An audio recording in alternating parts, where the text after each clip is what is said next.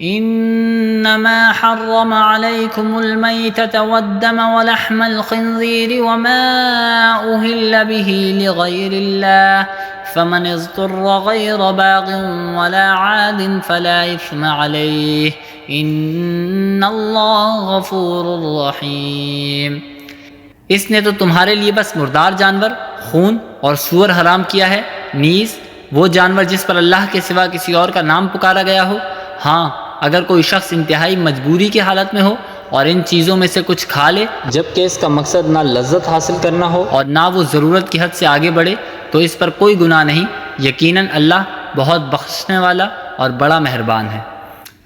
ان الذين يكتمون ما انزل الله من الكتاب ويشترون به ثمنا قليلا اولئك ما يأكلون في بطونهم الا النار ولا يكلمهم الله يوم القيامة ولا يزكيهم ولهم عذاب أليم۔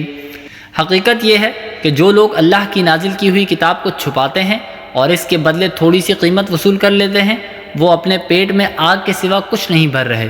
قیامت کے دن اللہ ان سے کلام بھی نہیں کرے گا اور نہ ان کو پاک کرے گا اور ان کے لیے دردناک عذاب ہے۔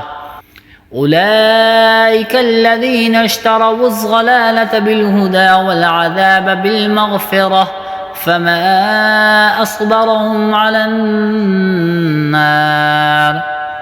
یہ وہ لوگ ہیں جنہوں نے ہدایت کے بدلے گمراہی اور مغفرت کے بدلے عذاب کی خریداری کر لی ہے، چنانچہ اندازہ کرو کہ یہ دوزخ کی آگ سہنے کے لیے کتنے تیار ہیں۔